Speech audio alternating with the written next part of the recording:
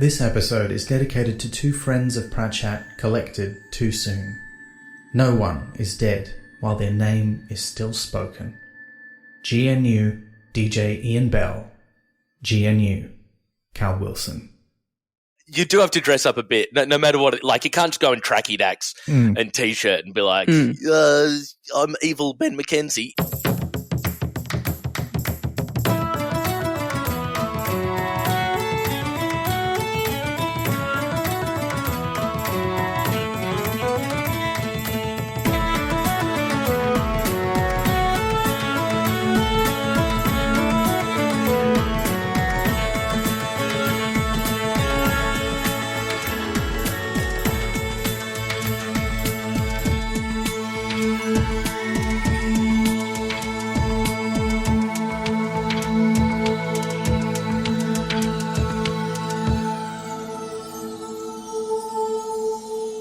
Hi, I'm Elizabeth Flux. And I'm Ben McKenzie. Welcome to Pratchett, the monthly Terry Pratchett Book Club podcast. Each month we discuss one of Terry Pratchett's books or short stories with a special guest.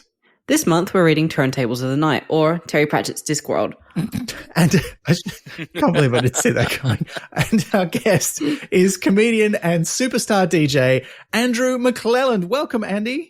Hello, thank you. A pleasure to be here. Boo. That is the introductory call of the DJ, of course, at any time. Yes, indeed. I did read that in a book one time. I didn't know how it's pronounced. Thank you. It's difficult to spell as well. It is. I'm surprised it doesn't appear in this story, actually. But thank you so much for being our guest for this story. I couldn't think of a more perfect guest than you. You are a superstar DJ and a fabulous comedian, so perfect combination of skills to discuss. You flatter me too much. I am a niche comedian and a niche DJ, but I've done pretty good with my niche. Thank the gods. Well, I mean, I feel like if opening for Cher does not qualify you for the moniker superstar, then I just don't know what does. Oh, all right. Replacing Cher and having her open for me. Meanwhile, I was like, who's Monica Superstar? But then I understood. She sounds great. I'd go see her. That'd be great.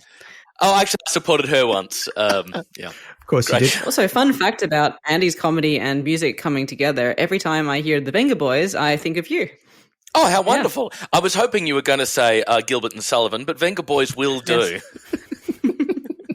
Because there's not that many occasions now when you're wandering down the street and hear the very model of a modern major general just floating out of a shop. No, we could change that. Not one that's trying to attract anyone other than those buying canes and straw boaters. jabots.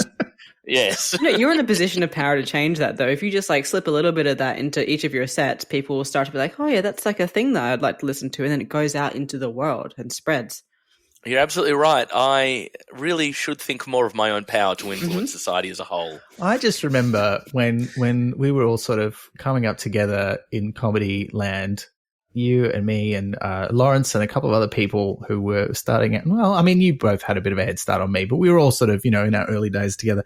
And I remember there was this sort of rivalry, particularly between you and Lawrence and Courtney Hocking, for who could have the most obscure songs as people were coming in to their show in their house music sort of playlist.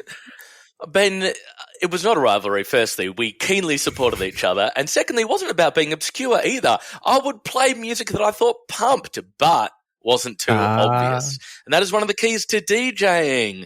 You want to play stuff that surprises people, but also delights them. Not so obscure they haven't heard it before, not so common that it's Dancing Queen again. I feel like there is an elegant allegory there for the way that comedy works. And I'm sure I've mentioned this on a recent episode of the podcast, but there's that great description of how jokes work as being a surprise that makes sense.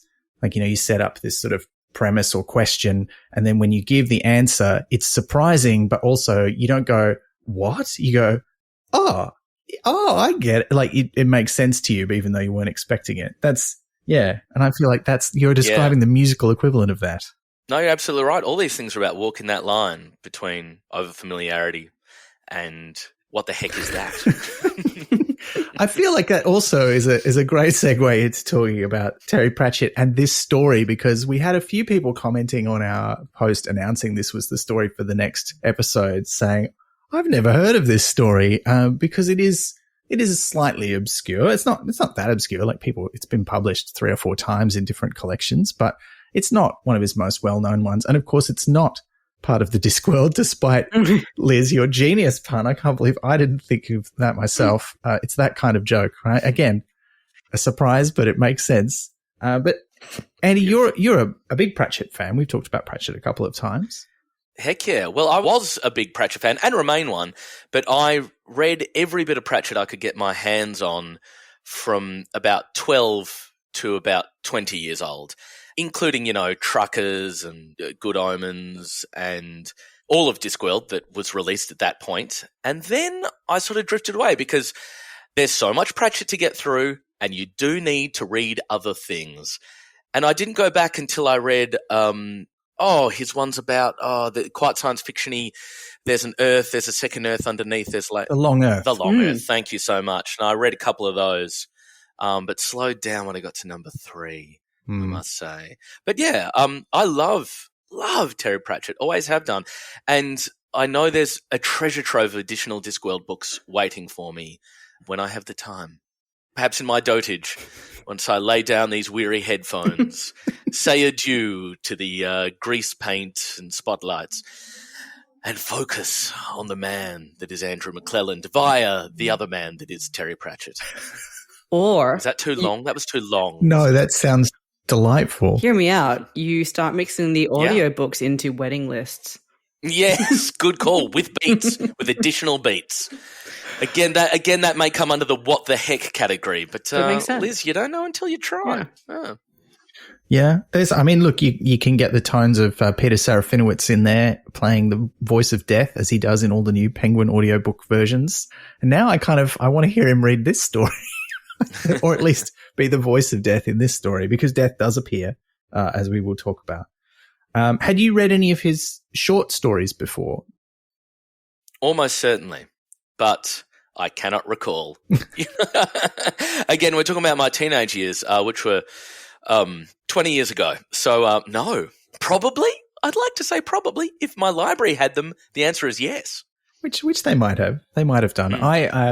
A couple of the books that I collected because they had Terry Pratchett's name on the cover were some of these anthologies of comic fantasy or comic science fiction. Because, once you get into Terry Pratchett, I think a lot of us are like, oh, this is great. Like, it's 2 of my favorite things mashed up together. Like, it's fantasy and it's funny.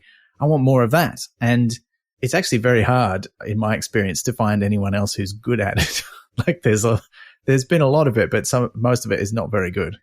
Yeah, absolutely. I used to read a bunch of Harry Harrison did the sci-fi side of it, and I quite like that too. But then that got me into Harry Turtledove and that whole territory of weird alternate history stuff, which I do still read. Oh my gosh, I've just started Guns of the South again. He is, again, all these authors, they're no Terry Pratchett. That's for darn sure. No.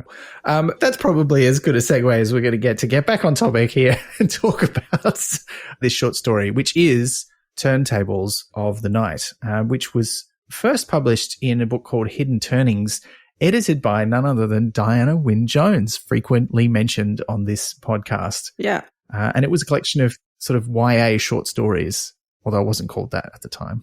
I was very excited to hear that Diana Wynne Jones was involved with this because, as Ben has mentioned, I've talked about her a lot on this podcast, as have other guests, but I think I've mentioned her quite a few times. So it was fascinating to me that they knew each other at this point as well, that because it says that she was she wanted a story for it, which implies that she sort of tapped him for it, not sort of it was an open call. So that kind of connection was very nice to see. Also, I quite enjoyed him saying, short stories always seem to cost me blood, and I envied the people who do them for fun, which I'm just preempting the blurb that we're going to read out anyway. But that's very real, and I appreciate hearing that because it does sometimes feel like you are writing things with your own blood because it is difficult. So thank you for that affirmation. Mm-hmm. There is a story that Diana Wynne Jones wrote for the same anthology called The Master. Have you read that one? Do you know that one, Liz? No, I haven't read that one. I've only read her Chrestomancy and related, world-related ones. So unless it's part of that, I'm not great at remembering titles. But I don't think it is. Yeah, I haven't read a lot of her other short stories. Yeah. And they did definitely know each other. There was a previous episode where we wondered if they'd met And I found a recording from probably around this time. I'll find it and I'll link it in the episode notes, listener. But there was a recording of the two of them on a panel for a book festival or a sci-fi convention, and it was chaired by Neil Gaiman. I think it was still in Neil Gaiman's sort of early pre-fame days when he was turning up to chair things at fan events. Back when Neil Gaiman was famous for being a writer. Yeah. As opposed to for being Neil Gaiman. Yeah. But yeah, I think it was from the late 80s or possibly the early 90s. So it was a bit around the same time, and they were talking about stories and fantasy. So I'll relink that and give you an idea of the context of their friendship at the time. And look, Liz, I don't know that we really need to read out the notes for Turntables of the Night. They don't really say much. They're very short. But I think the other thing that I do want to bring up is that he mentions that sometimes you just get an idea for a story title and you have to write it. So the title came to him first. And there's quite a long introduction to it in one of the other collections I've got. So I've got this book, The Flying Sorcerers, which is from about 1996, which was the first place it was collected after it was initially published in 1989. Great name for a book. It is, isn't it? The guy who edited it, Peter Haining, he edited a bunch of other ones. The main other one that is well known to Pratchett fans is called The Wizards of Odd, which is all comic fantasy as well. But this one, the first section is called Hordes of the Things, Comic Fantasies. Hordes of the Things, also the name of a radio comedy spoof of Lord of the Rings. So there's a bit of history there. But anyway, he wrote a little intro to all of them, and he writes quite a long one talking about how great Terry Pratchett is and not saying too much else. But it's good. But I know in this, it was fairly cheaply produced, I'm sure, this book. And so when Death speaks in this edition, he just speaks in all caps. There's no small caps like in a blink of the screen. But, Are you saying because it was cheaply produced, they couldn't afford the ink to have additional types of caps? Yes. That is what I'm saying. Very well. Yeah. I don't know if in the original it was all caps or small caps either. We'd have to look that up. If you know, listener. I don't have a copy of Hidden Turnings, but I know at least one of our listeners does. So if you let us know. That'd be an interesting thing to know. If you do, it'll be a real feather in your caps. Yes. The other thing about this collection, it was described as a collection of stories through time and space. And I had a look at the list of everyone who'd written for it, and I hadn't really heard of most of them. But as I say, it's Terry Pratchett, Diana Wynne Jones. The other name that jumped out as someone who I was aware of was Roger Zelazny, who famously wrote the Amber series of fantasy books. And for this, he wrote a novelette, so it's quite a long short story, called Califriki of the Thread. And he came back to this same character some years later, and that has been republished on its own, the two stories that he wrote about that character. So anyway, I will put a link to that in the show notes as well, so you can have a look at that if you're interested. We should get into this story. How would we describe the genre of this? Because I was quite interested in The Flying Sorcerers. They kind of split it up into fantasy, horror, sci-fi. They have a couple of other things. And they decided to put this as the first story in the book because they really want to sell it as, including Terry Pratchett. But that's the fantasy section. And I kind of felt like it's more of a comic horror story. How do you feel about that? Definitely comic horror. Yeah. Yeah, definitely. It's straight into it. It's death. The only fantasy element is the personification of death, which is such a big trope for Pratchett, obviously. But it can fit. Yeah, horror's perfect for it. It's like a gentle horror. Oh yeah, it's gentle. Yeah. No, although it did, it was very touching. It made me weep when I read it. It's a beautiful story, and a dear friend of mine who is exactly Wayne, the main character in this book, passed away quite recently, and it just made me think of him so much. Yeah, it's wonderful. I actually happen to know some of your Pratchett listeners know DJ Ian because they were fans of his on Twitch, who is a dear friend of ours who passed away unexpectedly. And this book is about him. So there's just it's so close in so many ways to that sort of person. Pratchett's writing is incredible. For somebody who may have known DJs but didn't, the way he captured so much of it is incredible, except for the opening metaphor, which I don't think, although a wonderful metaphor, doesn't work at all. Yeah, right. Okay, well, we'll have to come back to that. Yeah, because I read that, I had to read that about 5 times, but we'll come back to it, yeah. But yeah, I agree. I knew Ian as well, and this story made me think of him 100%. Although much, more outgoing and personable than Wayne is depicted. Yeah, although to me, Wayne sounds like just an absolute hoot to talk to. I would love to talk to Wayne. Maybe he would bore some people, but I can also talk about records, who produced them, who played an organ solo on the third track on the B-side with relish and joy. And who we know stepped in for one day because they're having a coffee next door and decided to play 3 seconds of guitar and now claims immense royalties from this particular song. Stuff like that. Love it. What's your best fun fact about a record? Like if you just had to drop one. Let me think. God, it's so hard. This is like saying what band is the best. But we can come back to this in question time and I can put it to you then. Perfect. Yeah, have a think about it. That's good. Yeah. Look, on that note, let's get into the story and that first metaphor, because this story, quite unusually for Pratchett, he's only done this a couple of times, is told in the first person. It's all dialogue from the perspective of a man who we find out quite near the end is named John. We never find out any surnames in this story. And John is being interviewed by the police following an incident, the nature of which we'll get to. He starts out saying to the constable who is interviewing him, I don't understand, why would he be into blues? Is this the metaphor that you're talking about? Yeah, it is. And he's talking about death at that point, although the reader doesn't yet know. But then he goes on, that was Wayne's life for you, a blues single. If people were music, Wayne would be like one of those scratchy old numbers re-recorded 100 times from the original phonograph cylinder, with the same old guy with a name like Deaf Orange Robinson standing knee-deep in the Mississippi and moaning through his nose. I mean, that's a great metaphor for early blues. It's just not a great metaphor for Wayne. But yeah. It's in fact, here's an amazing record fact. If you guys weren't aware, on the very earliest records, you had wax cylinders, obviously, extremely fragile. And there's very few of them now because they can melt in a 25-degree room. But on the very earliest recordings, they had to record the artist directly onto the cylinder. And I mean directly. They couldn't make copies of recordings. So the number one for something along the lines of 1896, the person sold like 3,000 copies and they were number one for the entire year, biggest sales of the year.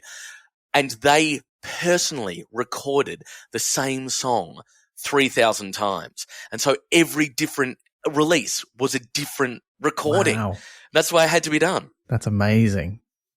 That's wild. Isn't it? Yeah. I can't even imagine that. Imagine if Taylor Swift had to do that. Well, she'd be dead. Anyone she'd would still be recording like her first track. Exactly. Like, she'd just be again going. and again and again. Well, I mean, she started. She's on number 2 for a lot of songs. So, it could happen. That's true. Taylor's wax cylinder version coming to a... Oh, they've got to start releasing those again. I would believe she'd do that as merch, though. Oh, absolutely. Get it in pink. Get it in blue. Get it in purple. Done. Yeah, why just release on vinyl when you can release on wax? In fact, it was Spinal Tap put out some advertising saying they were going to do that. Unfortunately, no. They're also going to release some sort of record that was made on a polymer that once you played it, the record was destroyed, so it could only ever be played once, which is much like the cellophane recordings you used to get on the front covers of magazines. Oh, yes. Where they print records onto plastic bag material. You could really only play those once, but they're worth a huge amount now. Oh, yeah. Couldn't you just sell a whole bunch of fakes? Because no one would want to play them once they bought it if they're super collectible. Liz, you are so right. No one would ever know. I've got to start collecting plastic bags and carving circles onto them. Yeah. Perfect scam. All right, we're going to go offline for a couple of minutes while we rake in some money, and then no, do not worry, we're not going to do that. But to come back to the metaphor, though, I do agree with you. I didn't think about it that much when I was reading it, but now that I think about it, I kind of agree. He's not a scratchy old number that's been re-recorded. He's a unique specimen. Like there's no one quite like him. He's interested in things that have been re-recorded 1,000 times, but he's an original, I feel. Well, actually, Ben, again, I'll have to disagree with you. There's 1 to 5 people like this in every big city. I guess that does make them unique, but it's pretty original. I've known a few of these people, and Ian was one of them. Funique. Yeah, Funique. Perfectly. Funique. That's genius. Okay, so what do you think Pratchett's trying to say with this metaphor? Where's he going with it? I think he came up with a good idea and wanted to write it even though it didn't fit, to be honest.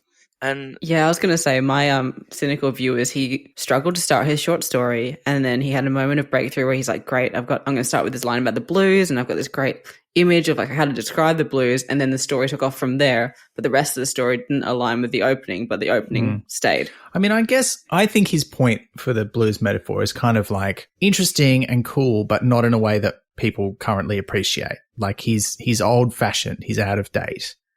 Like these old blues records, which if you're into old blues records are great, but they're not going to be in the top 10, And then he contrasts that by saying, oh, you'd think he'd be more into heavy metal or Meatloaf or someone, talking about, Death's taste and why would he come for Wayne? He would probably be into someone who was the equivalent of a heavy metal or Meatloaf record, but instead he's come for this old dusty blues record. So I think that's where he's going with it. And I think that kind of works. But I agree that if you start thinking about Wayne's personality and the way that fits into the metaphor, it is a bit weird. Yeah. I suppose partly also because record collectors know that those dusty old blues records are the ones that are absolutely worth the most to collectors.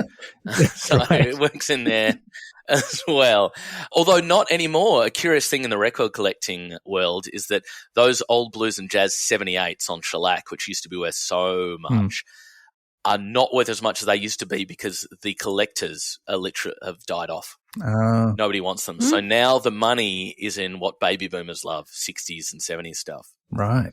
And the old jazz and the old swing and the old blues, although they're wonderful objects, used to command, up to $200,000. Now it's hard to get $1,000. Wow. Yeah, it's interesting how fashions change there. And it never occurred to me to think about not just the fashions, but the demographic of the collectors and how that would change over time. Because I'm most familiar with people around my own age or a little bit older collecting. And so they're really, there's a lot of interest in weird stuff from the 80s and that special edition of that Cure album that came on the weird colored vinyl and has the extra 2 tracks, that kind of stuff.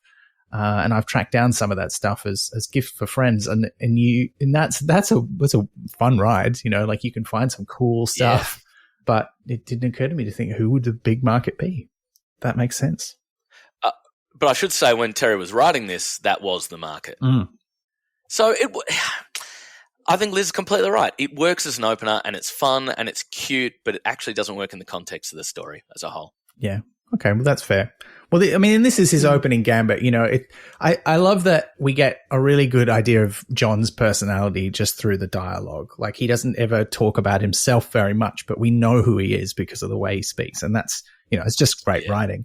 But he's the one who was kind of the brains behind the operation because he and Wayne have this mobile disco business. He talks about, this is my van. It's got Hellfire Disco painted on it. And Wayne... An ominous choice. Yeah, that's true. And, Hellfire was really a thing for people in the 80s, wasn't it? We've just seen in Stranger Things, the Dungeons and Dragons club in the 4th season is called the Hellfire Club.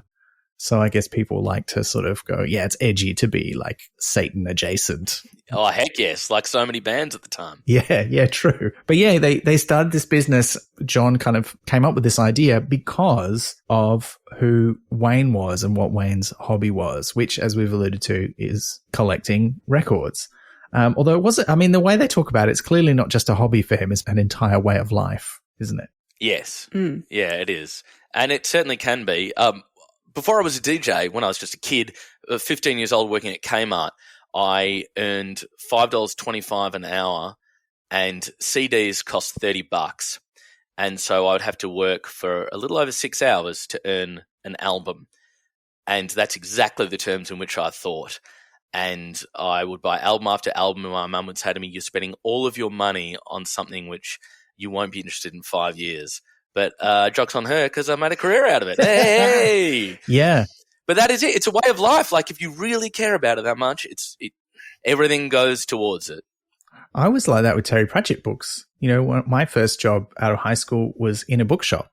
And I literally spent all the money I earned in the bookshop buying books from the bookshop, which was actually quite an economical way to do it because I got quite a hefty staff discount. So it worked out better. A heftier one than you're supposed to be getting, isn't that right? Yes, that's true. I have alluded to this on the podcast before.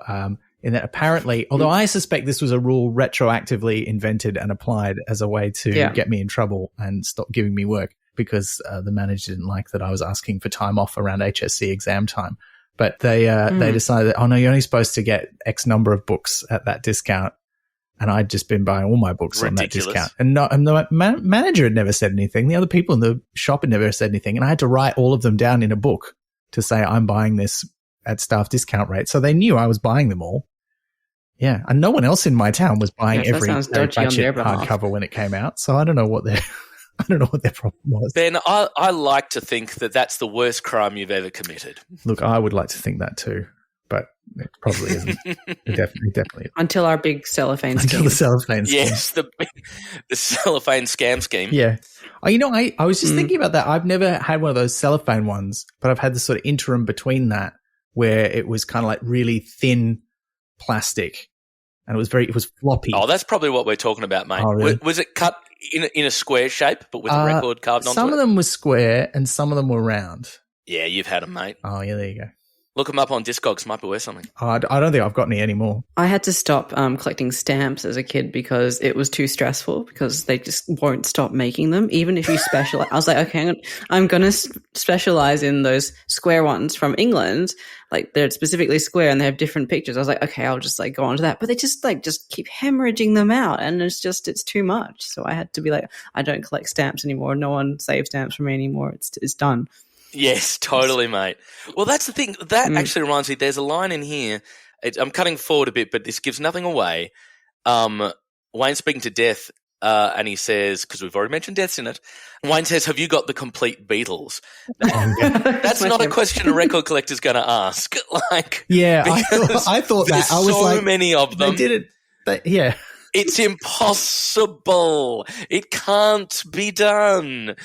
You could say you've got every Beatles album. You'd be like, yeah, I've got a pressing of every Beatles album, but you're not going to get the Argentinian, the Polish, it's impossible. I went through two layers with that joke because first I was like, that's a dumb thing to ask. Of course he's going to have everyone's going to have every Beatles. And I was like, no, wait a minute. This is a record collector asking. They don't mean, do you have every album? They mean, have you got every version of every album? Yeah, absolutely. Yeah. And ridiculous, like an Australian cover that has a misprinted name and a photograph that was not approved in the UK. There's an amazing Beatles album cover where they're dressed as butchers covered in offal. And it's worth a lot because it was so horrifying that they took it off the shelves after a day. Wow. That's amazing. Yeah, I saw that in the Get Back and I was like, how have I never seen this? Because it's the best thing. That's incredible. I just had a quick question. Where are you getting his name John from? Because I thought he was an unnamed protagonist. Well, in my copy of the story, he does one of John's mentioned. Says to him, John. But John's mentioned, like, there's like multiple Johns in this. There's like John Travolta, there's John Peel, but I didn't pick up like him being called John. No, I think Wayne says to him, please, John, at one point when he's asking him to go and look at Death. So, yeah, he does get named. Well, that's a whole lot of Johns in here. Yeah, but I don't think Wayne was referring to John Travolta at that point. No. He's John Travolta. That's a surprising number of Johns per word. Like the ratio of Johns to how short this story is. Like, it's quite impressive. That's true. Well, I mean, yes. So John, as we have established, his name comes up with this idea for the mobile disco. It comes to him because his friend Wayne doesn't drive, but sometimes will ask him to drive him all over the countryside to go to particular stores or, record fairs or swap meets or what have you in order to find things that are missing from his collection.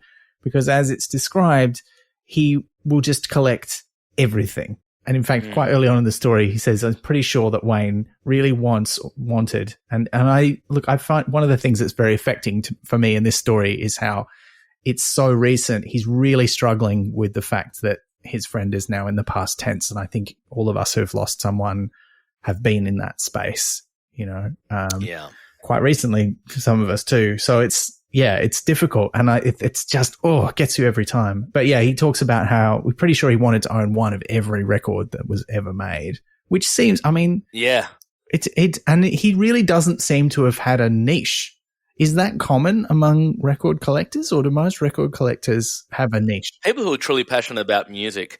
I mean, they talk about there's a line here where John says about Wayne, he didn't worry whether the stuff was actually good or not. It just had to exist. A true, like, deep record collector like Ian, and like me too, to us music isn't good or bad. All music is good, all of it. But you have to find what you like about it, and you have to find what's inside it. And you can say, I prefer this, I prefer that. But I think with respect, we sort of acknowledge, like, that people so passionately say when you're DJing, this is crap. What is this? You're like, what are you talking about? The dance floor's going, people love it. Appreciation of music is so subjective, and it's amazing how people believe that their subjectivity is objectivity. You could perhaps argue that it could be argued that the Beatles are better than Boyzone. But there's a million people who are teenage girls in the 90s who think that Boyzone are much better. And who's to say who's right? There's a line here as well. He would collect records that had been forgotten even by the people who made them.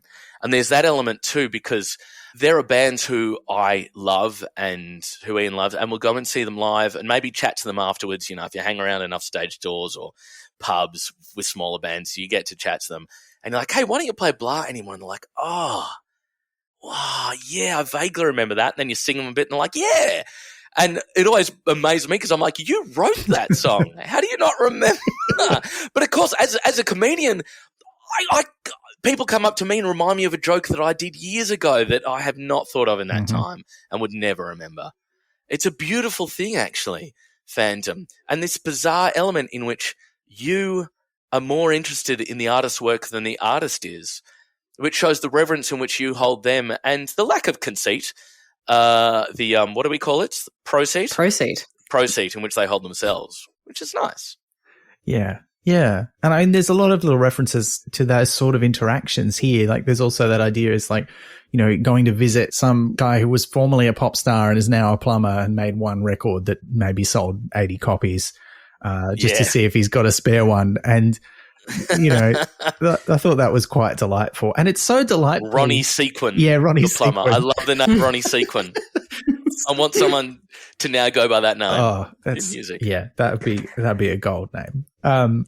But it's so, I love writing like this that is so of its time as well. Like, it's so very much about what the experience of record collecting was like in 1989, around that time. Like, before, I think if we wanted to look at the history books, we'd probably find that compact discs may have been invented by 1989, but they certainly weren't popular. Most people didn't have a player. So it's still mostly vinyl or possibly cassette, which was not as popular a format at the time, really. No.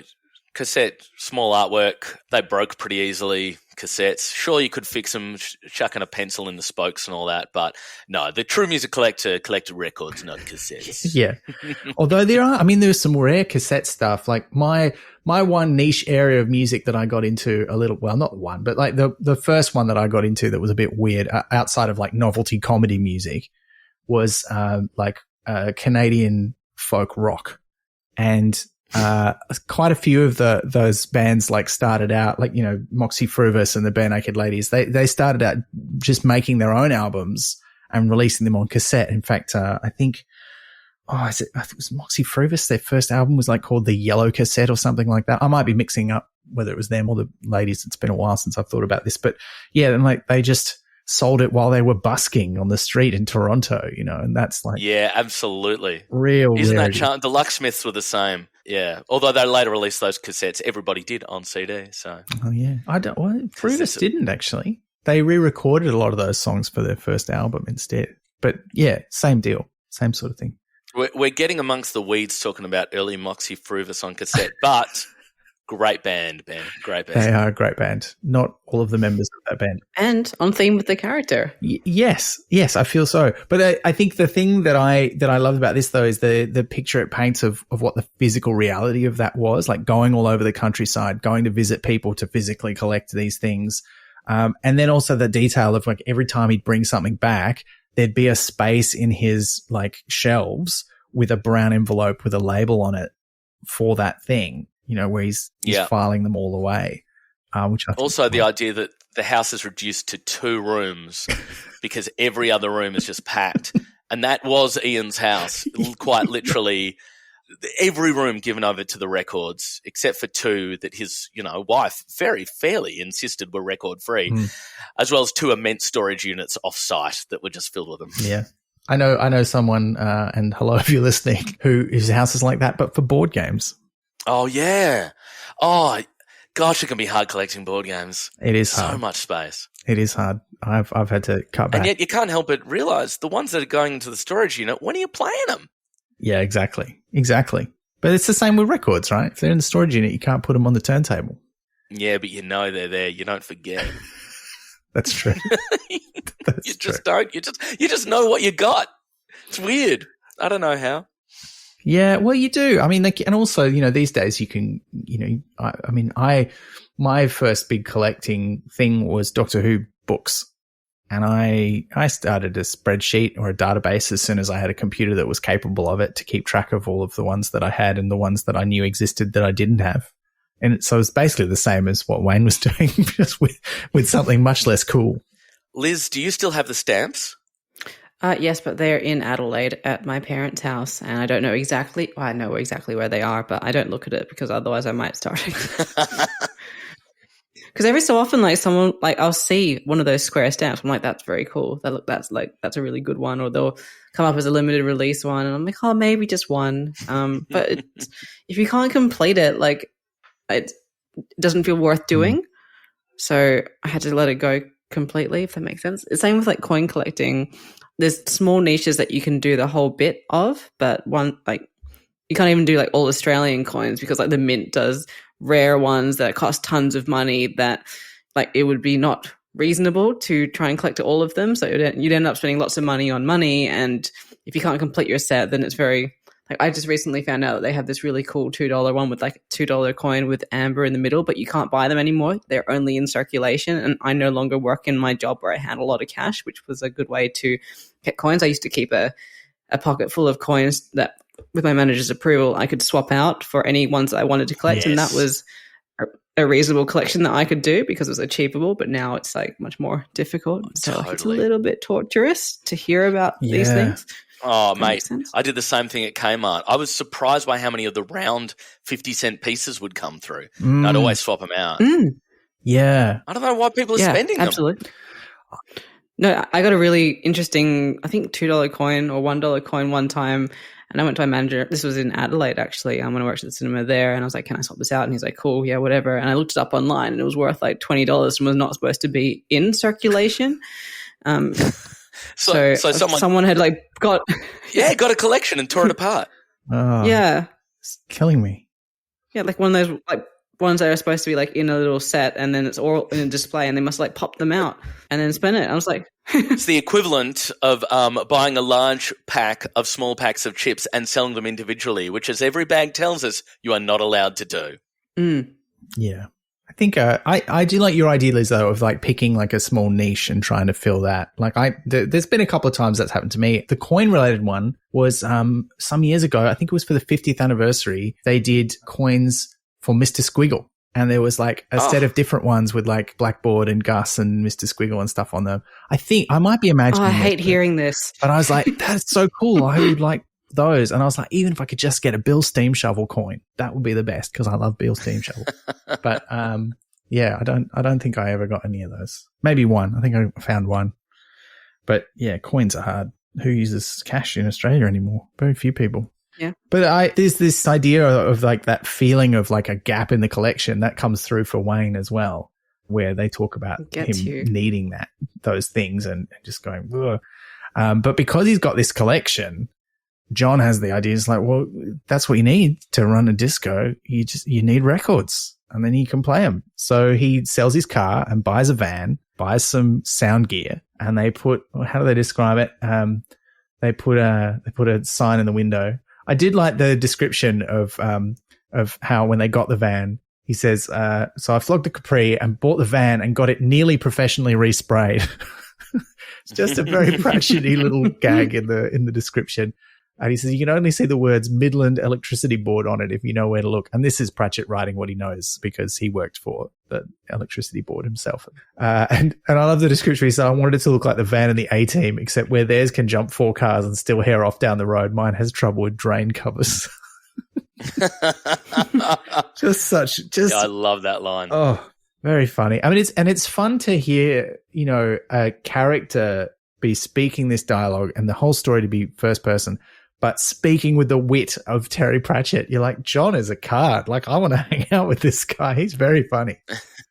And it's very cohesively written. Like, it's other than not liking the metaphor at the beginning, overall, I think it's actually very well, tightly written, very well constructed story, because he does set up things early on that pay off throughout as well. And also even like the structure of the drinks in the section later on, like where he's like, maybe one, no, it was 2. Oh, and it had apples in it. It wasn't alcoholic. Actually, maybe it had this in it. Like, and it was, even that was done well, but the car thread all the way through really pays off at the end, which just beautifully done. Yeah. I didn't see that coming, but when it happened again, I was just like, oh yeah. Oh, that's good. There's also just after that moment, it's mentioned there, we bought a load of amplifiers and stuff off of Ian Curtis over in Wycliffe. And I've no idea if this is intentional, but Ian Curtis was, of course, the singer of Joy Division, who died very young. It's never referenced again. And the music that's referenced throughout this is all very high pop, like Elvis and the Beatles and the Stones, high pop. And unfortunately, I don't think any women artists are mentioned at all, but product of its time. But what surrounds Ian Curtis famously is death. He wrote songs about death and he died so young. I just wonder if it was intentional or if Pratchett was just like, here's a generic and bland name. But Ian is the one who will send them the gear, which, of course, leads to disaster. Yeah. Look, I suspect that was on purpose. Pratchett was a bit of a musicophile, but I don't know, for the purposes of figuring out what kind of music he liked, he was very helpfully on Desert Island Discs once in 1997. And he picked some really interesting stuff, including, you know, some classical music. He's well known as a big Steel Eye Span fan. And in fact, they did a concept album based on one of his books towards the end of his life, and they played at his 60th birthday, and it was like a whole thing. Wow. But yeah, he's quite eclectic taste. He did play, and Meatloaf does get mentioned in this story, and he did play a Meatloaf song when he was on Desert Island Discs. So yeah, I think that's part of it. Wouldn't you? But he also Meatloaf's a legend. Oh, he is, yeah. But he also played Great Southern Land by Icehouse because it reminded him of his time in Australia, and he loved going to Australia so much. Oh, I've supported Icehouse, one of the bands I played with. Oh, there you go. Huh? 6 degrees of Terry Pratchett right there. Oh, I'm so close to being mates with Terry. So it's a little hard to get a handle on what his overall musical taste was like and what his musical education was like. But I suspect, knowing what he's like in terms of research and everything, I don't think, dropping Ian Curtis in there would have been an accident. I think he's used that name on purpose. Right. So then when the name Grebo Greaves comes up later, he's well aware of the extremely small fledgling genre of grebo, which is emerging in the north at the time. That I don't know. I mean, Grebo is also the name of Nanny Ogg's cat, which is more obvious reference. But I always wondered if it was a music reference. Yeah. It could be both. You could both be right. That's true. Tell us about Grebo, Andy. What is that for real? Yeah. Grebo is it's a fun little genre. It's sort of hippie / rave in the late 80s, early 90s. Bands like Ned's Atomic Dustbin, Cardio SM, Jesus Lizard are Grebo adjacent. Like, you know how you get raves which are all, hey, this is electronic, it's future, it's a rave. And then you get raves which are like, this is a dirty little rave filled with hippies and mud. It's the latter. Okay, that sounds like more my sort of rave. Yeah. I mean, well, look, I used to hang out with goths, so if I was going to be a raver, I'd probably end up more of a graver, as we used to call it. I was about to say that as a pun, but then I was like, no, that's really what we called it. Goth ravers, we call them gravers, and they were into the sort of more techno goth crossover kind of EDM that was also a bit goth and weird. Yeah, no, it's great. Good fashion choices. Anyway, it's so easy to get sidetracked. Music is such a wellspring of memory and nostalgia, which I know is something also that's a big theme of this story, right? But I think it's natural that we keep going back to all these side quests of thinking of things that the musical content and the collector idea springs in us, because that's what that activity is like. You know, it's so connected to our emotions and our memories. Absolutely. Yep. But to your point, like that brings us back to the story. They start this business together of discos. They put up a sign in the window and it doesn't go well. People aren't exactly beating down their door to hire them. But then at John's sister's wedding anniversary, is that who it is? Beryl? Yes. Yes. So they're hired presumably on a mates right family, like, yeah, my brother started this business, let's do the thing. It's a surprise hit because Wayne brings together all of the records from the year leading up to their wedding and builds a soundtrack out of that, and it sparks off a wave of nostalgia through everyone there who is around the same age and therefore has stories and feelings associated with that. And so they find their niche and their thing that they can offer to the community. Yeah, perfect insight by Terry there. When I'm DJing weddings, I ask the couple how old they are, not out of a morbid curiosity, but because I want to know when they were at high school, and that is a great guide to the music they're going to be into. You know, I'm actually amazed by what an excellent insight Terry has into how this works without being a DJ himself.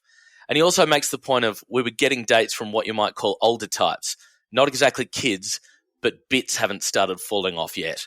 And that is my market. You know, like so many DJs focus at the kids. And I'm like, no, give me the late 20s to late 40s. Perfect. I'm the same age. I like the music. Much easier to DJ for.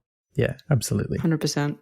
I also like that they talk about the fact that, you know, those are also the audience that doesn't mind the fact that Wayne is not a high-powered, like, he's not like one of those shock jock, like, pirate radio DJs who, like, talks in all the lingo and, like, amps up the crowd and says, what are the things he says? Hey, and wow, and get down and boogie and stuff. Like, I don't think anyone in 1989 was saying get down and boogie if they were part of the cool set. But, you know, but they didn't mind that he instead wanted to talk about the history of the next song that he was about to play.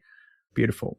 And of course, that all leads to the gig that is the catalyst for the incident that leads to John's interview with the police. It is quite appropriately for when we're recording this, a Halloween gig. And we'll come back to this theme in the questions, at a church hall, I think for, how does he describe it? It was a Halloween dance to raise money for a church hall. Wayne said that was a big joke, but he didn't say why. I don't feel like that's a mystery, right? That's like we're going to do spooky devils and ghosts and things to raise money for a church. It just seems inherently slightly weird, but great. This is what also leads into John sort of talking about the fact that they were childhood friends. You know, they knew each other in high school. He was always the sort of skinny kid with the elastoplasts holding his glasses together, and that he always used to defend him from the bullies and people who would pick on him. And so you get a bit of that backstory about their friendship as well. Yeah. I also love the description of the hall itself. Like, it's just so perfectly, like, you can feel it. Like, it smelled of tennis shoes, and just to sort of set the seal on it as one of the hot spots of the world, there was a little mirror ball spinning up in the rafters. Half the little mirrors had fallen off. And, like, it's just perfect. Yeah, it reminds me of places that I used to go when I was growing up in country Australia. You know, I lived in Junee for a while, which is out near Wagga Wagga. And I hung out with this youth group for a while, like a bunch of my friends were in.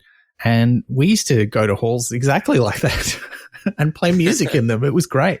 There's something so tragic about the mirror ball with the mirrors missing, and you just see the foam bit on the inside.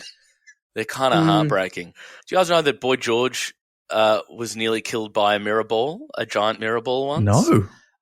No. He was sound checking on a stage, giant mirror ball, stadium tour, that kind of thing, and it was above him spinning around, and he walked off the stage, finished the sound check. 10 seconds later, the mirror ball landed exactly where he had been for the last 2 hours and smashed to pieces, and he would have been crushed to death. And as he said, if I had to go, that is the way I would have liked to have gone, crushed to death by a giant mirror ball. Happily, he survived. Wow.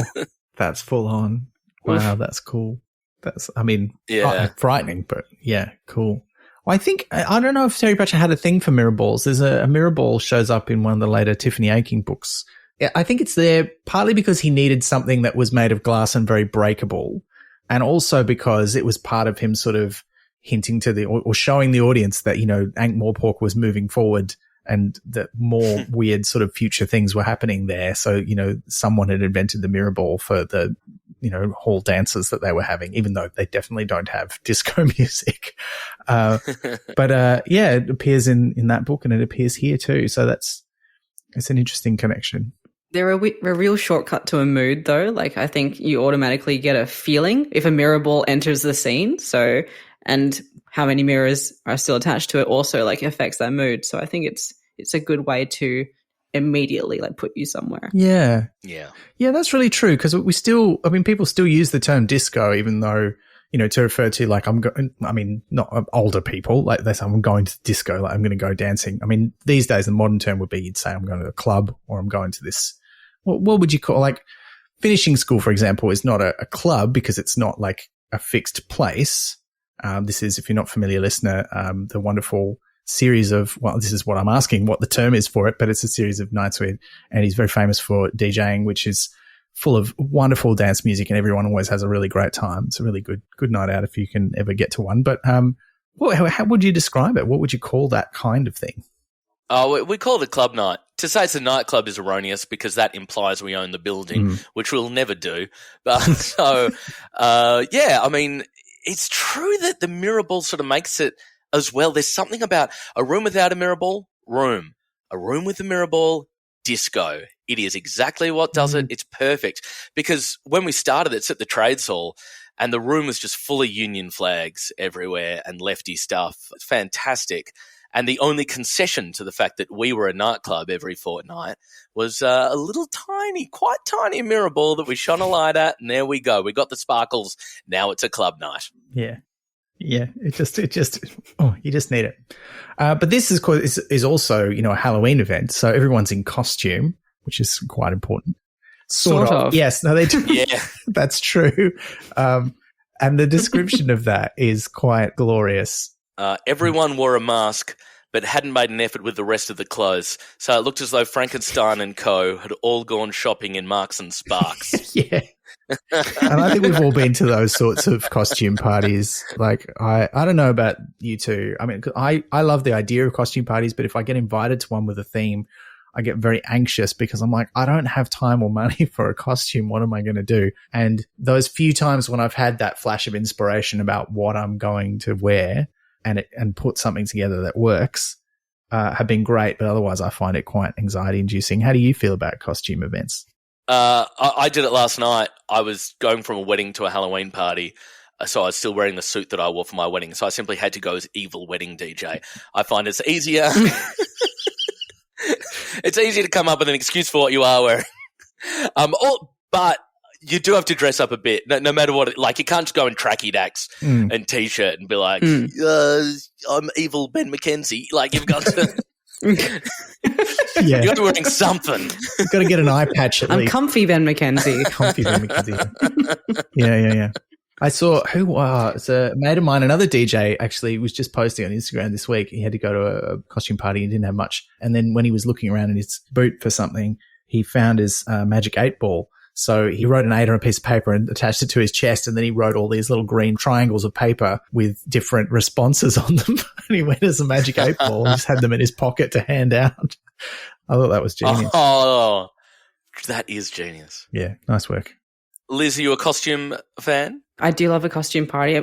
When I went through 21st season, everyone seemed to do a themed 21st where you had to go in a costume, and that was a great time because I sort of feel like you either go hard on your costume or you don't make a symbolic effort. Either you're not wearing one or you're wearing a full costume. Right. So it doesn't mean you have to spend lots of money or even like you can shop your own wardrobe for it and put something together. But either, like for me, I'm either like, oh, sorry, I didn't have time, so I'm not doing it, or not coming to the party, or I'm going to go all out.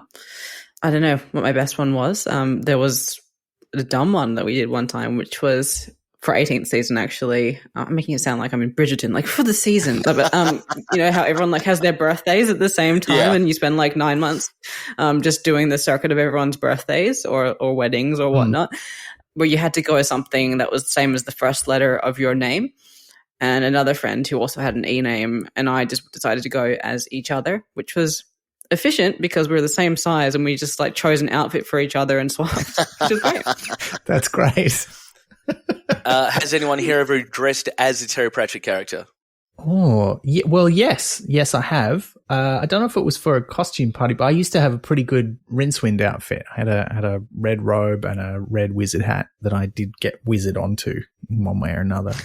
Not personally. Someone helped me with that one because it was originally for a theatre production of Mort, where I appeared as Rincewind to do some narration at the start to set it up for any audience members who didn't know what Discworld was. I don't know that there were many of them, but, didn't want them to feel left out. Liz? I have not, but I have plans for the future. Oh, yes. We have talked about this because we are hoping to go to the Australian Discworld Convention next year, so we will have to pull something out for the masquerade. Absolutely. I'm just going to have to get better at wearing stilettos because right now, whenever I try to wear any kind of heels, my main thing I do is talk about how painful they are the whole time, which is not great company. I'm going to have to think of what Discworld characters have a moustache. I don't think there are many, but I'll figure that out. You could just, you can cover it up with a thick layer of grease paint. Oh, like do a Cesar Romero as the Joker, you mean? Yeah, you'll be old slippery face. Oh, gross. That sounds very uncomfortable. Yeah, it sounds gross. I don't want to do that. Like the shoes. Liz, at least you talking at length about how the shoes are hurting you. That's honesty. And that's what everybody wants in conversation. Yep, just brutal honesty about the same thing over and over again. Unfortunately, I can't make it that night. It's a real shame. Yeah. It's okay. I'll send you a voice memo, a really long one. But look, the costumes at this Halloween do are not very good, but that's okay. People are milling around and they're setting up. One of our listeners did mention, I think it was Danny, who actually suggested that we cover this story. So thank you, Danny, because it's a great story and I'm so glad we're doing it. But he said you can really hear the questions that are being asked of John, even though they're not in the text. And one of the ones that really stands out here is, he says, oh, no, I didn't drink anything. Well, maybe 1 cup of the punch and that was all fruit juice. All right, 2 cups. And clearly he's being asked by the police officer because he's about to get into the more weird part of the story. And he revises that estimate of how much he had to drink. But he's sure. He says, I know what I heard and I'm absolutely certain about what I saw. I think, he says. It's just struck me. This is a monologue. This could be performed as a monologue. And indeed has been, again, by our listener, Danny, who did it at one of the Discworld conventions here in Australia. I think it would fantastic. A really great monologue. Really great. But we're getting up to the meaty part now, and I think this is where, if you were doing it as a monologue. The not meaty part. You get yes, well, that's true. Yeah. Absolutely devoid of meaty part. But Wayne is not well, which is an interesting detail that I don't know really comes back. But he was not his usual self. He was mixing up some of the records. He scratched one accidentally, which is something he would normally never do. But he sort of lets him get on with it. And he also lets him set up all of the gear because he wanted to do it, which he doesn't normally do, John, because he knows that Wayne's electrical safety skills are not really up to scratch. But they've set it up. They've got some music playing. But he seems even more out of sorts. So John goes up to see what's up, and Wayne starts talking about that bloke on the floor, the one in the flares, which is someone that John cannot see. And they have a bit of back and forth about it. And eventually, he realizes that Wayne is really honestly freaked out. And when Wayne says, you can't see him, John says, well, no, but since he mentioned it, I could see the space. And there's this beautiful description of how I'll read it out. There was this patch of floor around the middle of the hall, which everyone was keeping clear of, except that they weren't avoiding it, you see. They just didn't happen to be moving into it. It was just sort of accidentally there, and it stayed there. It moved around a bit, but it never disappeared. And it's just this sort of weird description of there's something there that everybody is naturally avoiding as if they know it's there, but no one can see it. No one knows that it's there. And so prompted by Wayne, he goes to investigate. Although just before we get to this sort of climactic moment, I do want to just say there's only one little bit of music or lyrics in the whole story. And we get a little bit of it as John is sort of going over to investigate this gap in the crowd.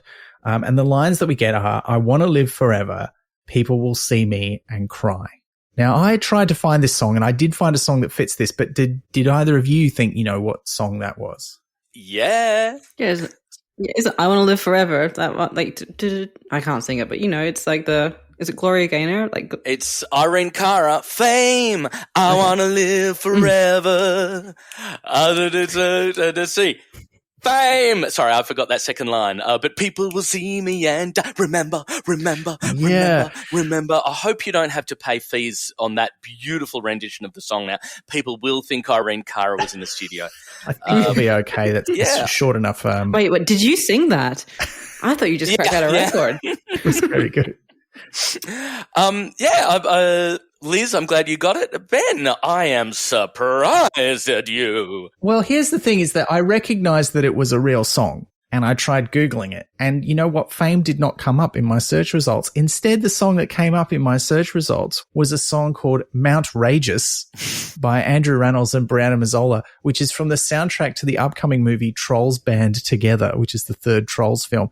And this is a weird coincidence because Terry Pratchett had a version of Truckers in development with DreamWorks Animation for many, many years, and it never ended up getting made. And one of the things that put the nail in the coffin is that one of the producers suggested, why don't we rewrite it so that it's the same story, but it's about these troll dolls that we want to make a film about? And he was like, no, get fucked. He didn't want a part of that.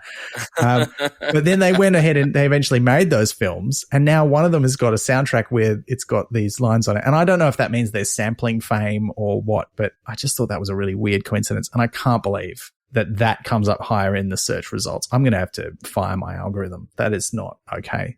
I should have, because I Want to Live Forever, I recognize that. It was the other one. They've gone hard on SEO. Well, yes, that's true. We need to work on Fame's SEO. Yeah, of course. I can't believe it. So just coming back to what you were saying about the dance floor, how everyone's sort of avoiding this gap where this mysterious figure that only Wayne can see is, I feel like it's a beautifully done, not so much metaphor, but an image of life and death. There's this swirl of people living, enjoying, reveling, and they all at the back of their minds know there's something there, a gap, and they're all avoiding it and not talking about it, and you can't see it, but it's something that is taking up space and it's beautifully done. I just think I keep saying things are beautifully done this episode, but yeah, I feel like it's a really good image. Microcosm's not the right word for it, but it shows how life and death are always together. It's not something that happens later on. It's a gap that you're always swirling around, a reality that you're always conscious of on some level. And putting it like this is a really nice way to do it. Yeah. And it's such a Terry Pratchett death moment that he's at this party, but no one can see he's there. So he's kind of enjoying himself, and yet he's separate. He's apart from everyone else, which is very much kind of how he was writing death around this time. It's the year after Mort. He's still writing death a little bit in that vein, where he's still a bit less human and is struggling to be more human, or wanting to be more human. But John goes and stands in the gap and he says, it was cold. It said, good evening. And it does so in the death voice. And that is when death arrives in the story. And there's there's so many great bits in this story, but in particular in this bit, there's the description of the voice coming from everywhere around him. Everything slows down. He's in that sort of weird, stepped a little bit outside reality kind of space. And there's the great bit where he says, where are you? And Death says, behind you. And John then narrates, now at a time like this, the impulse is to turn around, but you'd be amazed at how good I was at resisting it. I'm like, oh, that's beautiful. It's beautiful. And then tells Death, hey, you've been frightening my friend. He's apologetic about it, but won't leave. Then when John sees him, there's this description of him being 7 foot tall in his platform soles, and he's wearing flares. And this is where there is an illustration for this story, and I think it is printed in the collection of illustrations in A Blink of the Screen, but it's also the cover of The Flying Sorcerers, where it's a Josh Kirby illustration. You can see Death there. His outfit is very Elvis-y, but in black, with red shoes and a white collar. He's got the blue glowing eyes. And he's holding in his hand the mask, because John also is like, yeah, definitely he's wearing a skull mask. I can see the string on it. But later on, he does take that mask off, which is an echo of another Terry Pratchett death joke from one of the early Discworld books. And he's really interested in Wayne, and he wants to be introduced to Wayne. So John obliges, but he's very reluctant because he can feel something's off. And he describes himself as knowing something's wrong but not being able to put his finger on it. And he resists. He doesn't want to introduce Death to his friend because he doesn't know who he is yet. And he's sort of weirdly, slightly outside of time. But he does it. He introduces them. there's a great moment. This is Wayne. I said, this is, and then Death supplies a friend. And then he says, whose? And, just a nice little, just a really nice moment. And then Death says, after a bit of dialogue, Death says, everyone's sooner or later. And then that's when he starts the discussion we alluded to earlier about collecting with Wayne, where he says, I gather you're almost as keen as I am, Wayne, in the Death voice, which I thought was delightful. It was a great conversation. They had the joke about the Beatles. Yeah. Yeah. I mean, there's a lot of great gags in this. At the convention? Yeah. Were you at the record fest and auction? He's, I don't recall. I go to so many things. That was the one where the auctioneer had a heart attack. Oh, yes. I seem to remember popping in just for a few minutes. Very few bargains there, I thought. Oh, I don't know. He was only 43. Yeah. Oh, some dark but very funny humor there. That is Death is so funny. Yeah. So clear. But I love this version of Death. It is a great version of Death. He's a little bit, we'll get onto this because there's a question about it, but I feel like all of his versions of Death have a lot in common, but there's certain little strands. And I think anytime he writes Death connected to the actual real world, as this story is meant to feel like it is, he's a little darker. Like his humor is a little more morbid because he's sort of dealing with death connected to the real world rather than, a fantasy world with dragons and stuff. And so I think he just realizes this is a horrifying concept. Like if you met death, that would be really freaky. I mean, it'd be also good and it would work out nicely in some ways, but it's not a normal circumstance and you'd be pretty frightened. So he writes Death a slightly more sinister edge, even though he's still quite friendly, really. And yeah, he has the conversation with Wayne, but John is still convinced something's not right about this. John is very slow. He's working out.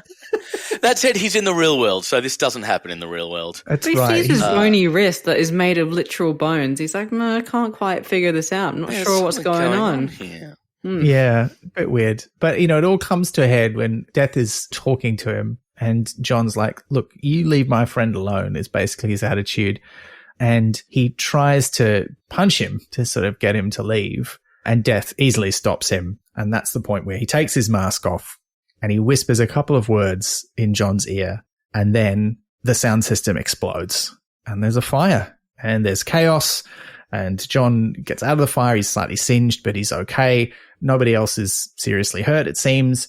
But Wayne is completely gone. He's vanished. Yeah, I found that odd. Does Death usually take people bodily? No. I would assume no. And yet he completely takes John, and John's body is missing. The police ask about it.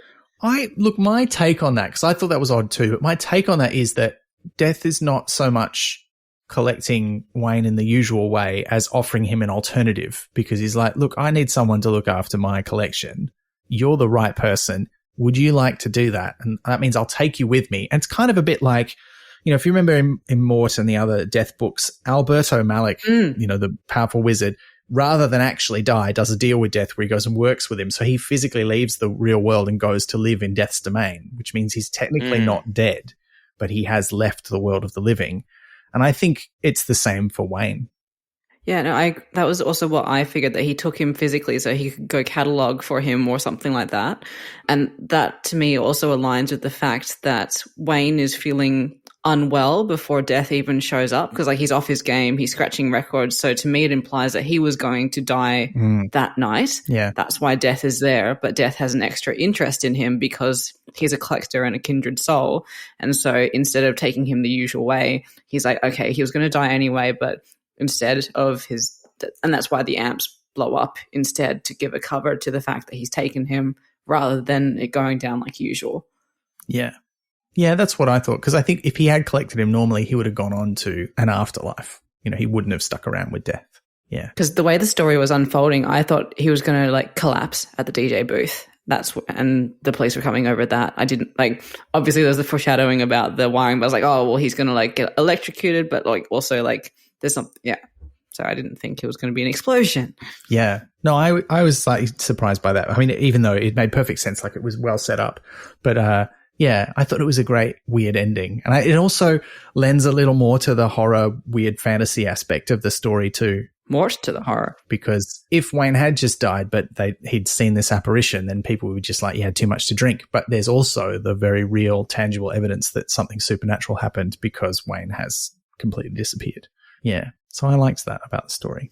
Mm. Well, I can't help but think, though, we think of Death in his little house pottering around. Mm. If that's the case, if Wayne is bodily there with Death, cataloguing Death's collection, does that mean Wayne doesn't get to meet all the musicians he wants to meet in the afterlife? Because that is the ultimate record collector's dream.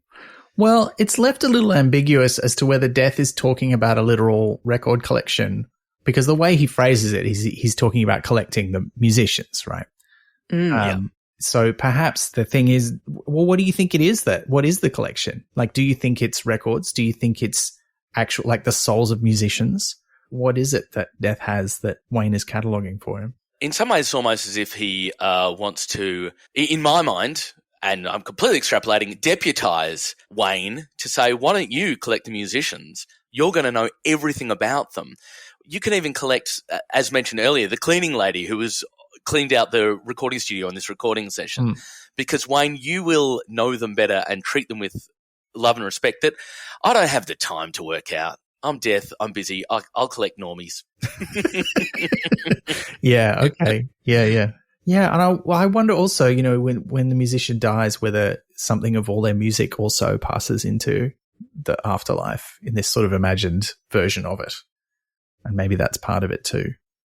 See, I was imagining him like cataloging kind of like a bit of both, like the musicians themselves due to the phrasing, but I wasn't picturing Death's domain like in the Discworld. I was picturing kind of like Death's domain being the afterlife. So all the musicians are also there and all of their records and all of the questions you want answered. So like he would be taking him bodily there, which again, like kind of throws a spanner into the why couldn't he just die and be there? But maybe you can't work there if you've died and you're in the afterlife. It's so, yeah, I pictured him being able to interact with the musicians and the Death's domain was kind of the afterlife in this scenario. Yeah. And there is beauty in this ambiguity. Yeah, I think that's part of it too. Like that's what makes it horror is that we don't know. It's not clear because we're not experiencing it. We're just with John. We're still here and we don't know exactly what happened to Wayne or why he's been collected or why he's gone to work for Death or what exactly the collection is that, he's going to be looking after.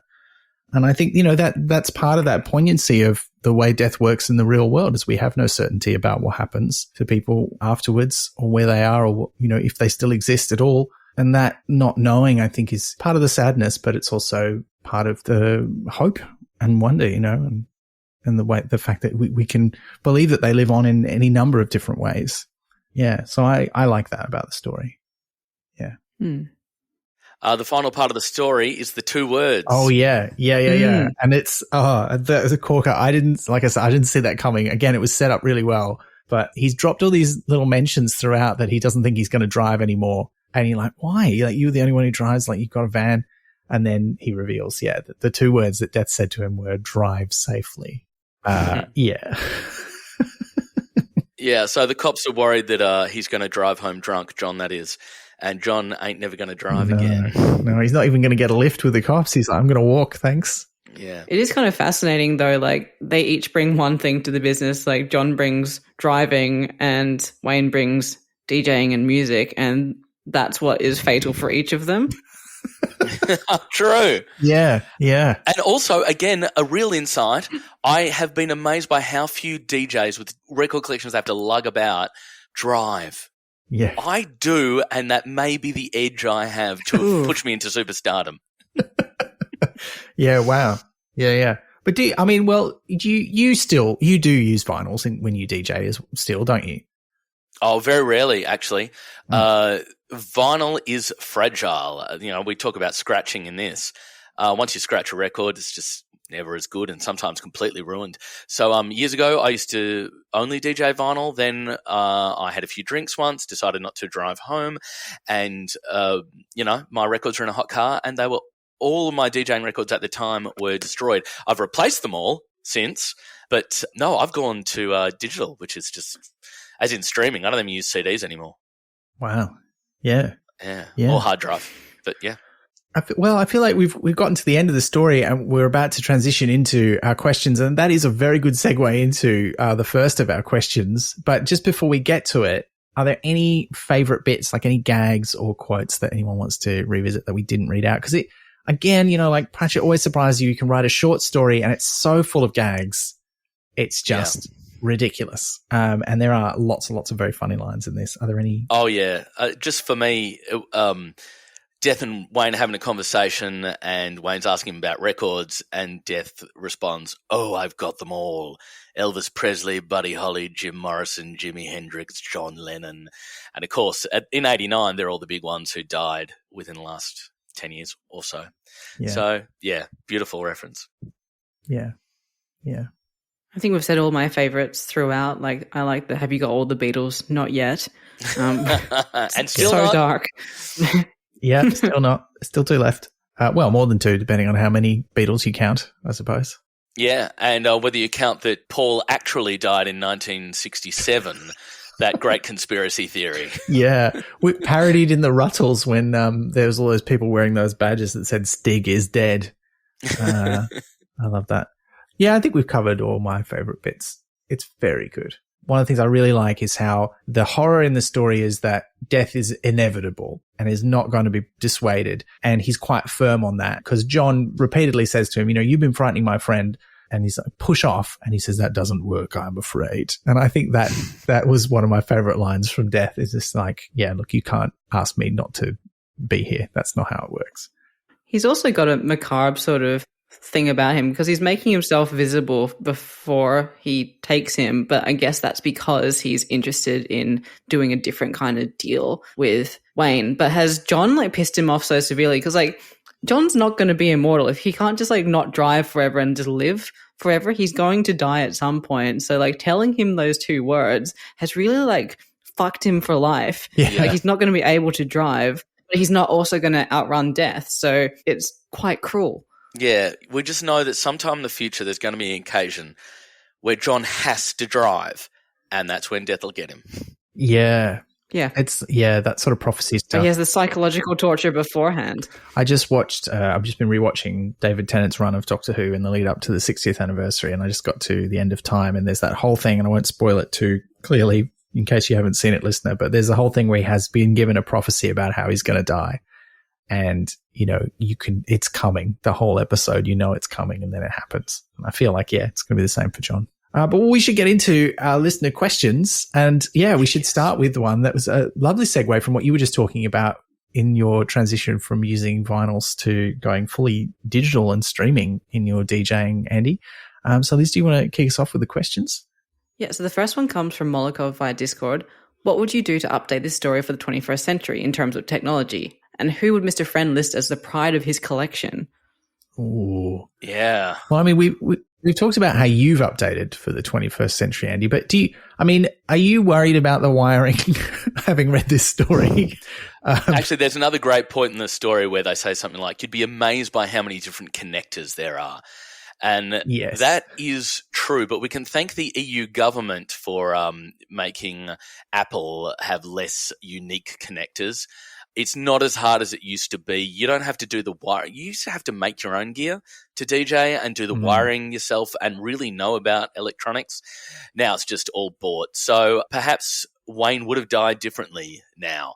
Maybe he spilled some of the punch on his decks and got electrocuted that way. Or somebody requested too aggressively, fell on top of you and crushed you to death, another possibility. So these days there are still DJs obviously who use vinyl, are still DJs who use CDs, but geez, the setup is nothing like it used to be. You used to have a van full of records. Now you can get away with a backpack, which is delightful. I'm very interested in who would Mr. Friend list as the pride of his collection, because there's so many more to choose from now. Oh, yeah. Yeah. Yeah. You've got, I don't know, you've got Prince. Is there anyone more famous than John Lennon, Jimi Hendrix, Jim Morrison? I guess. Within certain genres, yeah. Like some people are like, Avicii, poor Avicii, but. Oh, yeah. Yeah, that's true. And I guess. Amy Winehouse. Oh, yeah. But. Yeah. Dolores from the Cranberries. Yeah, absolutely. Yeah, Sinead O'Connor. But if Elvis is the king of rock and roll, maybe it's hard to beat Elvis. Yeah. Yeah. Yeah.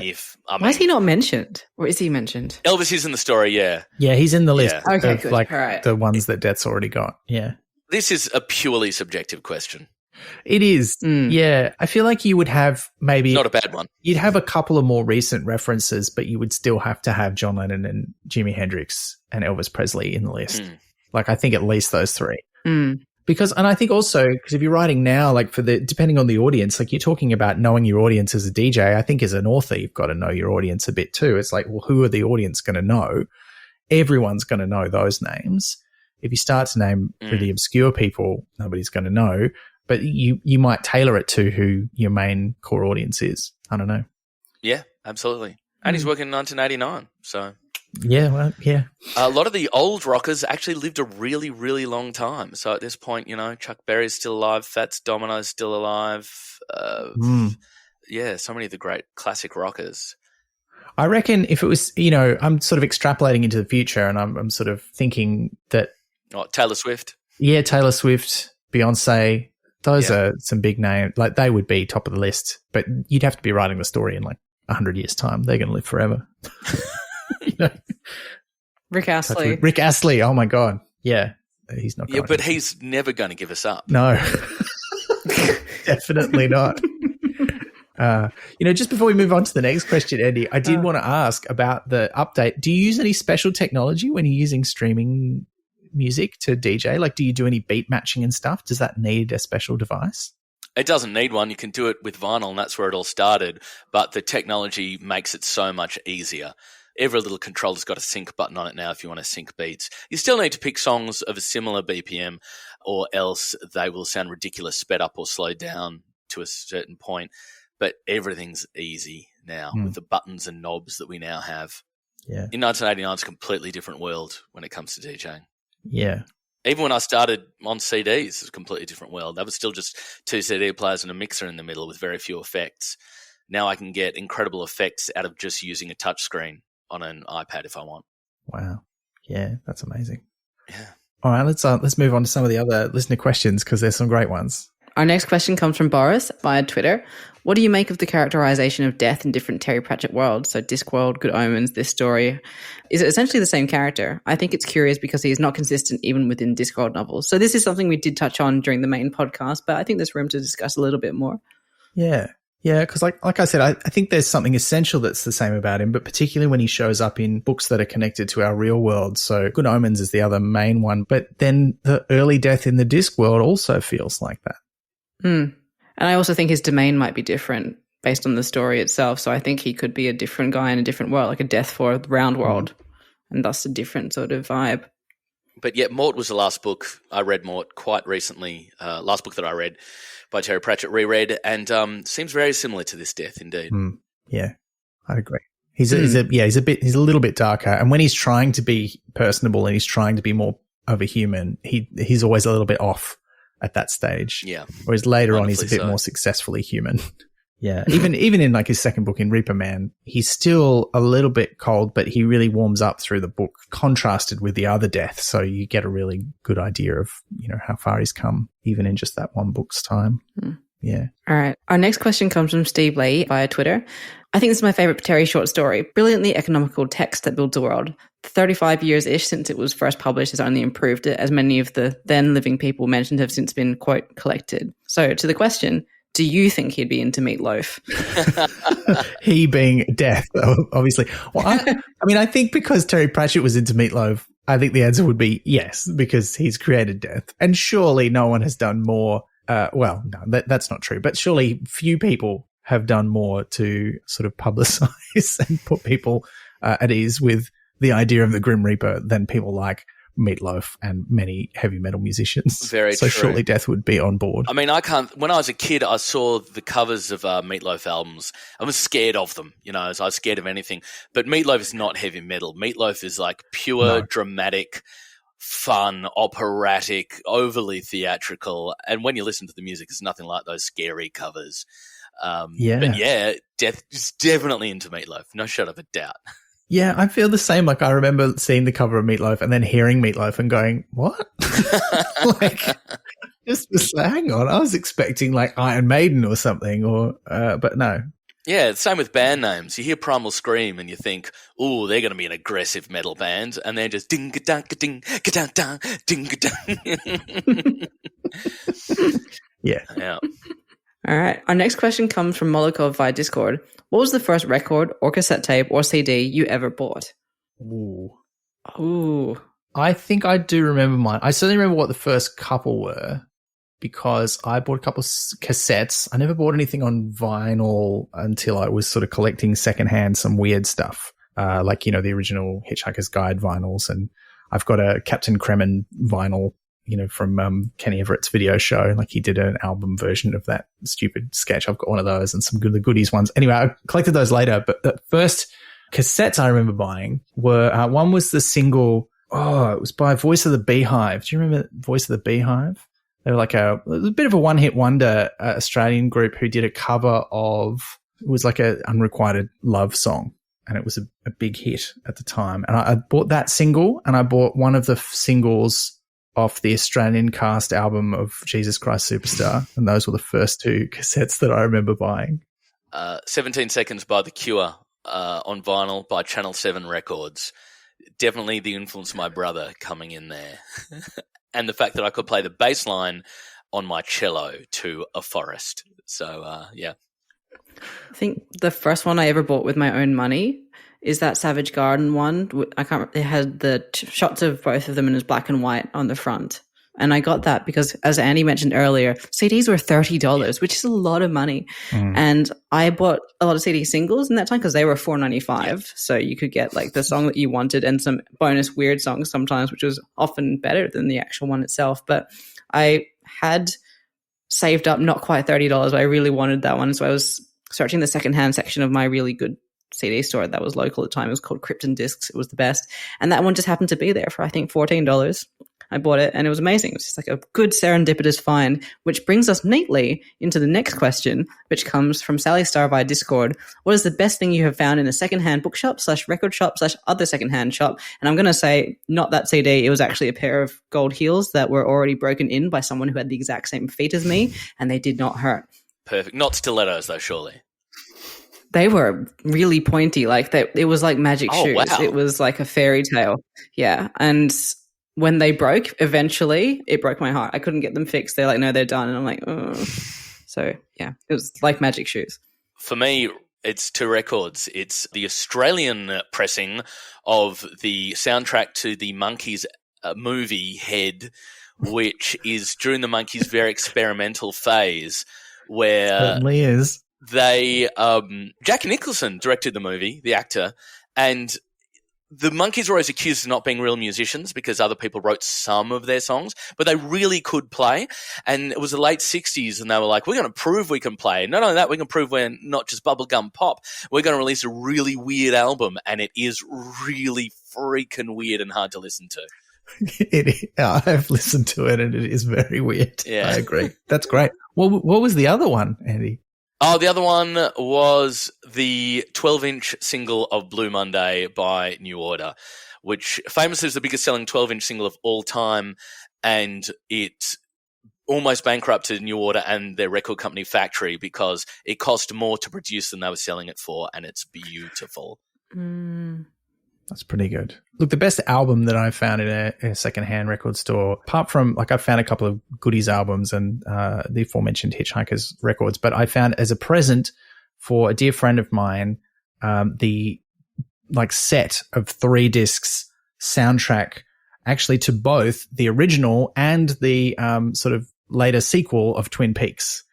Yeah, really good find and beautiful, like, picture disc, like, because it was 3 discs, and it was like, I can't remember how many of the discs were this actual soundtrack, and then there was like the music, the songs that are played on it, as well as the actual score.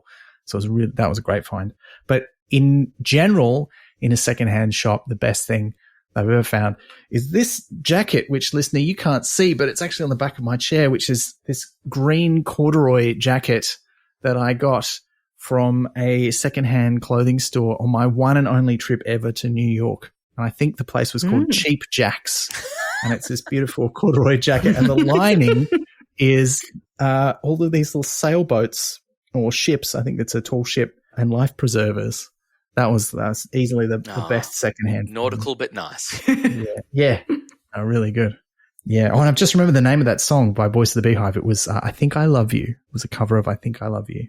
I think I love you. What am I so afraid That's of? the one. The Partridge Family one? Yeah, that's the one. What a track. Great cover as well.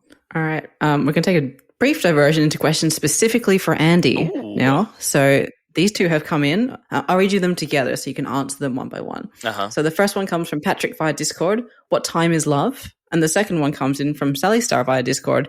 How soon is now? Now is 6:16 p.m. But how soon is now is, of course, a classic metaphor. The answer is never, unfortunately, for Morrissey, particularly now, I should say, that he has become so awful, a tragedy for me.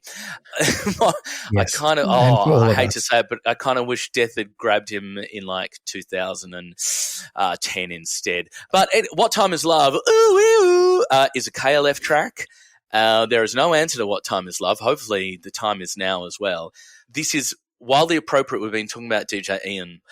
KLF were one of his favourite bands, and much like a Pratchett lover will go to conventions and follow them around, Ian would, whenever KLF did something which was rare. If you don't know KLF, listeners, my goodness, listen to them. You will love how quirky they are, how funny they are. There's some great documentaries on them. They did crazy stuff like fire machine gun full of blanks at the Brit Awards to announce that they were leaving music. They made £1 million off of their records because they were #1 stars, and they burnt it all as a statement. And ever since then, there's been so much debate over whether that was a vile waste of money or a magnificent piece of art. But Ian loved them. One thing they have is the Pyramid of Death. And people who are KLF fans are allowed to send 30 grams of their ashes to this pyramid, which will be built by the bodies of dead KLF fans. And Ian's big wish was to send 30 grams. So he will become part of the Pyramid of Death. And how appropriate is that to this story and to it's a beautiful thing and a tragic thing. That is beautiful. Anyway, listen to KLF. You don't have to give them 30 grams of your physical body, but listen to them. No. And in fact, the first single I ever bought on CD was a reissue of the KLF as the Time Lords doing Doctor and the TARDIS, which, you know, when it came out in 1988, was sung at me relentlessly because I was known as the Doctor Who nerd in the school. But it was such a great song and I loved it anyway. And they wrote a book about how to, you know, very cynical book about how to make a #1 hit single, which was largely about that song, which was, you know, a remix of other hit songs with a popular cultural reference in it. Amazing, amazing. I love their later work too. The amazing book, the manual, had a solid guarantee that if you followed every step in the book and didn't have a #1, they'd refund you. And it's so wonderfully cynical, the book, but you can't do it now because a lot of it is based on steal samples from things. Because in those days, you didn't get sued necessarily if you stole samples, but now you can't do it. You get sued to oblivion, so you can't grab just, you know, a chorus from a big Beyonce song and throw it in. Yeah, and you wouldn't be able to get it on YouTube and TikTok. You'd get taken down almost immediately, which is what you need to do to have a #1 single these days if you're not already known, I think. Yeah. All right. Our next question comes from Patrick via Discord. What's the thing you're so passionate and knowledgeable about that you'd accept a job curating Death's collection of it? Britpop singles. Yeah, absolutely, Andy. I would have said that for you. Absolutely. But for me, it's this job. I want this job. Unfortunately, Wayne's already got it. Ah, dang it. Well, I mean, you know, Wayne could do with he'd have some company, surely. Yeah, need an assistant by now because now thousands of tracks are being released every day. Now that everything's so digital, so it's a lot of work. Yeah. Look, I don't know. Maybe the thing is, everything I can think of, I'm like one of those sort of breadth rather than depth nerds. Like I know reasonable amount about a lot of different things rather than everything about one thing. So I don't know that I'd be good for this. I don't know if I've got one because, you know, there's people out there who know way more about Terry Pratchett books than me. Maybe Terry Pratchett podcasts. I don't think there's anyone in the world who knows more about Terry Pratchett podcasts, not just this one, but all the other ones than I do. So maybe that would be my job. You have gone niche. Yeah, that'd be my niche. I don't know if I'd have to study up a little bit because I used to be more like a deep dive person into things in the past. but I reckon I could brush up enough. So if you asked me this when I was 17, my answer probably would have been spontaneous human combustion. I could probably curate his collection of people who died by a spontaneous human combustion. Amazing. Or mysterious unexplained phenomena, like people who died doing weird stuff, like that one where someone had a fight with someone else and he tried to shoot him and the bullet went into a tree and because he missed, and then years later that same man was cutting down that tree and accidentally hit the bullet and it killed him, like later. So just I remember hearing this story I think I read it in a book when I was a kid. I think, yeah.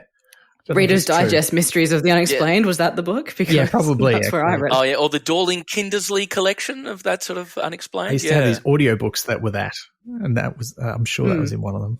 So I could happily spend an eternity just getting into all of that stuff, I reckon, like, and with the subcategory of spontaneous human combustion. Amazing. Yeah, before our last question, I would like to come back to something I flagged earlier. What's your most fun piece of musical or record trivia or information? Like, what's your most fun fact about either a song or an album or a musician? I'd completely forgotten about this question.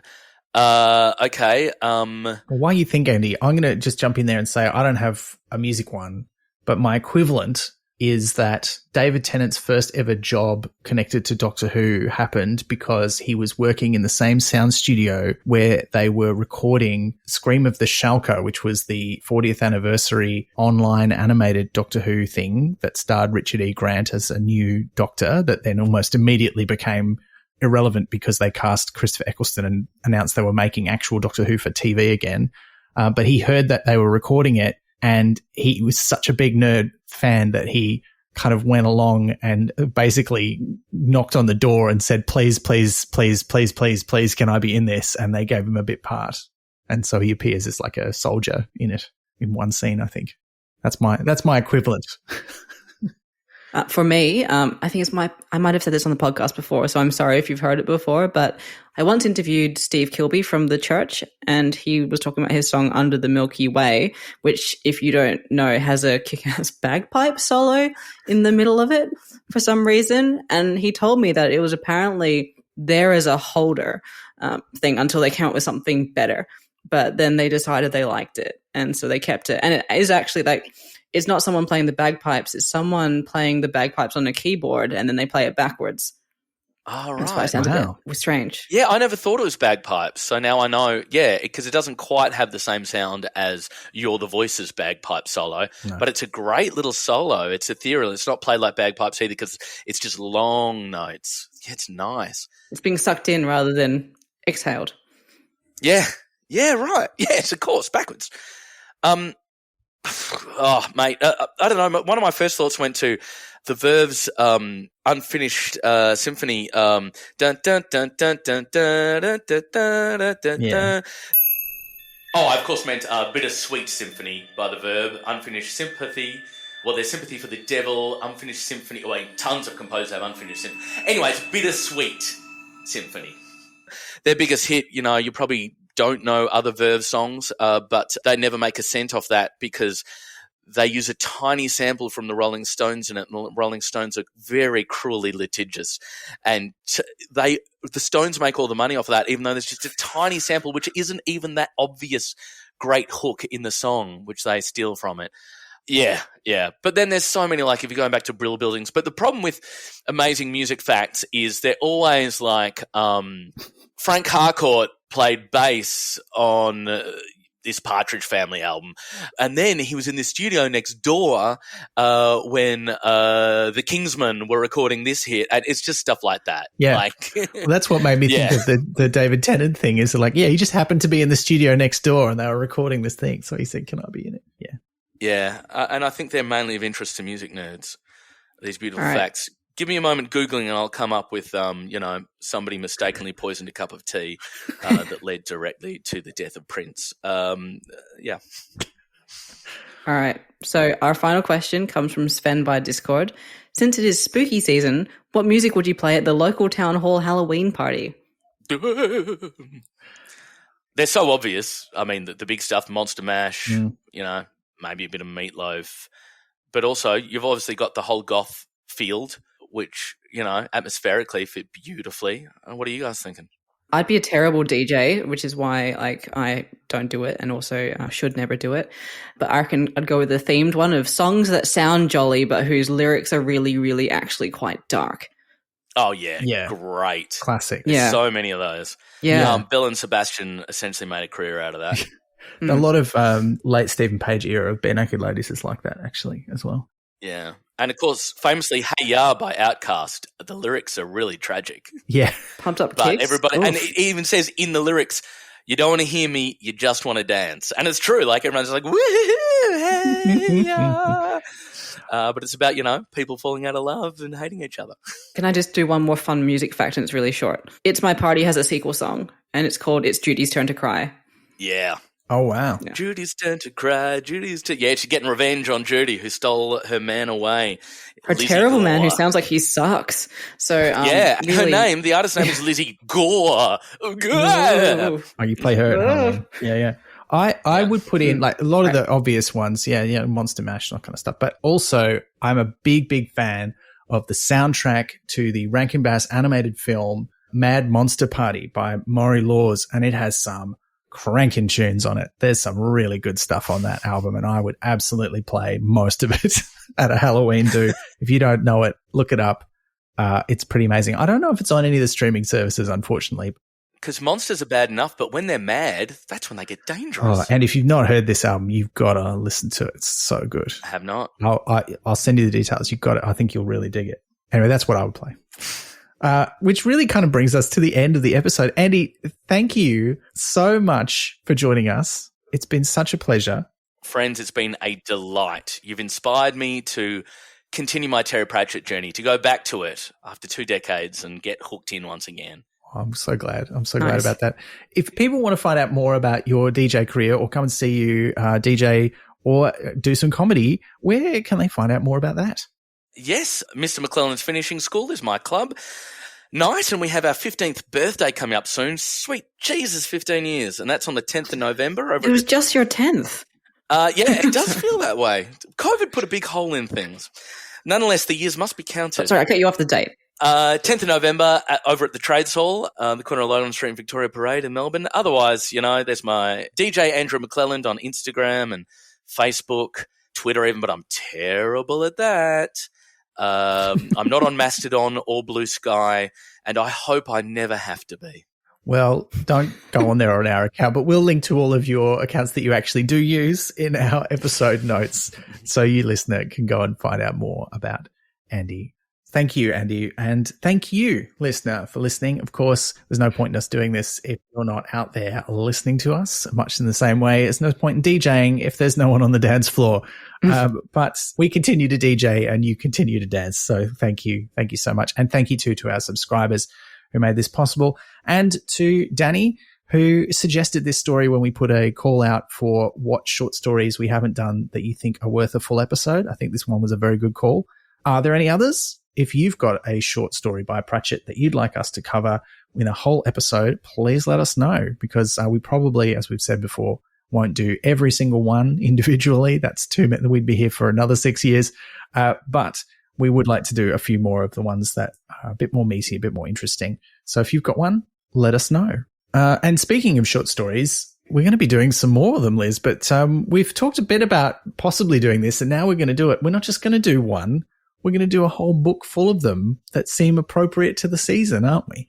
Yeah. So now that we've done spooky season, we're going to follow up with Father Christmas Fake Beard. Father Christmas's, sorry, the double S gets me. It's quite hard to say quite quickly. Yes. So this is one of Pratchett's collections of early short stories for children published in newspapers originally. This is the third one, Father Christmas's Fake Beard, which is all Christmas-themed stories. And he did love writing Christmas stories. I guess if you're writing kids' stories every month, then you have to write a Christmas story, at least one every year, don't you? So I guess he would have written heaps, because there are several in the new book, A Stroke of the Pen, as well, that are Christmas-themed. So, yeah, there's a lot of them out there. But we're not doing those ones. We're doing the ones in Father Christmas's Fake Beard. Now, we'll put a list of all of those stories on our website so you can see what the individual ones are. But you can send us questions about any of those stories or the collection as a whole, and we'll be discussing those next month. That's Pratchat73 if you're going to send questions using the hashtag, or you can email us as usual at chat@pratchatpodcast.com. And that's it. So, listener, until next time, remember, drive safely. You've been listening to Pratchat, the monthly Terry Pratchett Book Club podcast with Pratchatters Elizabeth Flux, Ben McKenzie, that's me, and guest Andrew McClelland. Pratchat is produced and edited by me on the unceded land of the Wurundjeri and Woiwurrung peoples of the Kulin Nation. Our music is by David Ashton. You can find us on, frankly, too many social media platforms, yes, including Mastodon, and you can listen to past episodes and support the production of new ones via pratchatpodcast.com. Join the conversation for this episode using the hashtag Pratchat72. Pratchat is brought to you by Splendid Chaps Productions. We make entertainment for your ears, like the Doctor Who podcast Splendid Chaps and time travel comedy series Night Terrace. To find out more, visit splendidchaps.com.